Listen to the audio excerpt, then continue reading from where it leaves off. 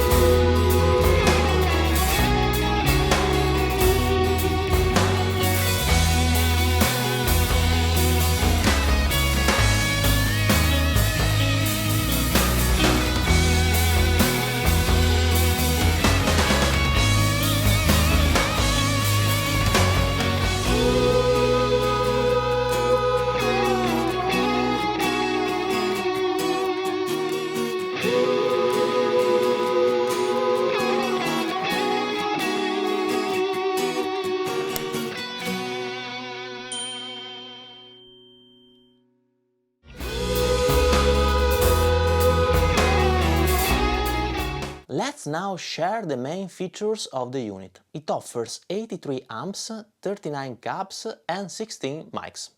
As regards the mics, you can change the distance of the mic but not the position, and you can add early reflection. Here I would say that it's quite a strange choice from Line 6 not to give the possibility to change the mic position but only the distance, as the mic position, in my opinion, has a pretty high impact on the tone. It offers the possibility to load third-party IRs in 128 user slots. It offers 32 banks, each of 4 patches, for a total amount of 256 patches. The Pod Go has 193 effects in 8 blocks, with 4 free blocks where you can load 44 different distortion, 16 compressions, 80 modulations or delays, 17 reverbs or 29 pitch or filter effects. Then one block is dedicated to 7 different types of EQ, 1 to volume and 1 to 10 different wah. You can change the position of the effects in the signal chain. As the effects and the signal chain is concerned, there are 2 of the most relevant differences with the HX Stomp and the other Helix pedalboards. In fact, as far as I understood, the Pod Go should have 90% of the DSP power of the HX Stomp, which has half the power of the Helix LT. These DSP power limitations obviously contribute to reduce the price of the Pod Go, but also reduce the number of effects you can use simultaneously with the Pod Go in comparison with the HX Stomp or the Helix LT. And, furthermore, remove the possibility to have 2 amps in the signal chain that is not possible with the Pod Go. Coming to the I/O, it has a guitar input and not an aux in. In order to have an aux input, as far as I understood, you need to use the effect return. The Pod Go offers a stereo FX loop, and this is a pretty cool option for a unit of this size, and a balance an unbalanced stereo output in the same TRS socket, an amp out and an headphone out. No MIDI ports are available in the PodGo, and this is a pity. The PodGo has a 20 seconds looper and no drum machine. It has 8 foot switches and a built-in expression pedal. Here I would also highlight that the PodGo has an hidden toe below the expression pedal, which you can switch between volume and wah, and then you can activate or deactivate the wah using a dedicated foot switch. I have to say that I find this solution pretty handy. It has a 4.3 inches color screen that is not touch sensitive. It supports a USB audio connection to serve as a digital audio interface. The USB channels available are 4, 2 with all the effects and 2 for the dry signal of the guitar, useful for reamping purposes. It supports a sampling rate up to 96 kHz at 24 bits. The dimensions are 35.8 by 23.1 by 8.9 centimeters and its weight is 2.3 kilos. It requires a power supply of 9 volt at 2500 milliamperes.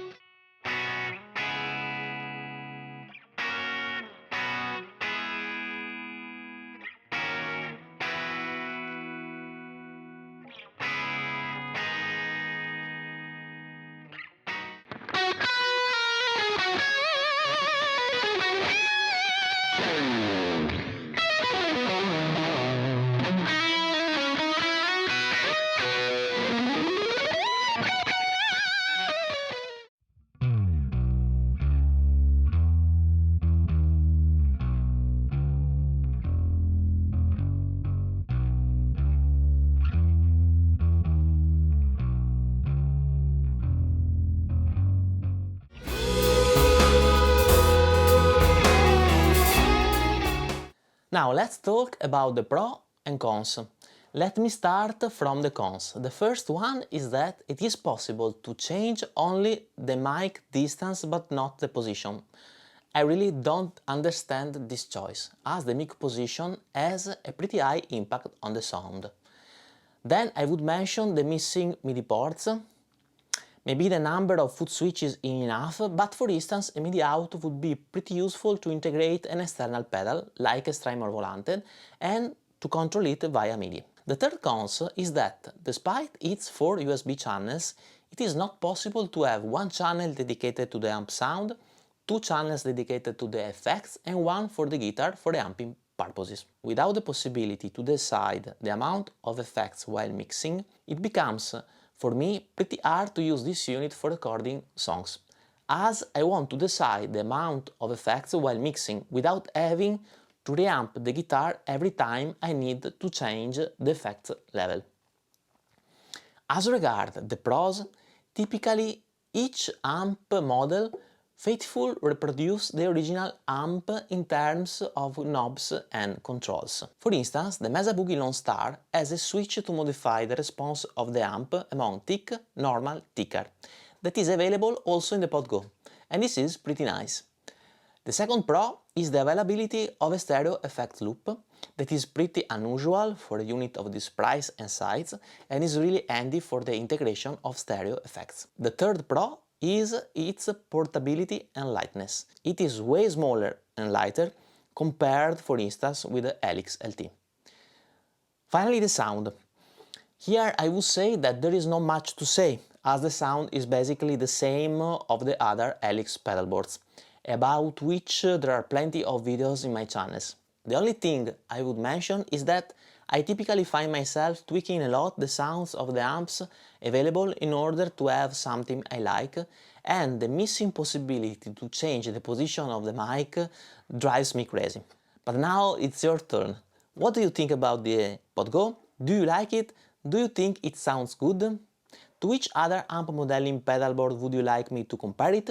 Please let me know in the comment below your precious and valuable opinions. Obviously, in this price range, one of the most valuable contender of the Pogo is the Moore G250, and I have already done a dedicated video comparison among the Pogo and the G250 that you can enjoy in the card above or description below.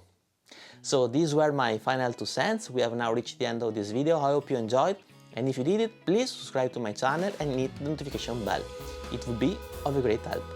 If you're interested in my music, please follow the link to a playlist of songs of mine in the description below. See you in the next video. Bye bye.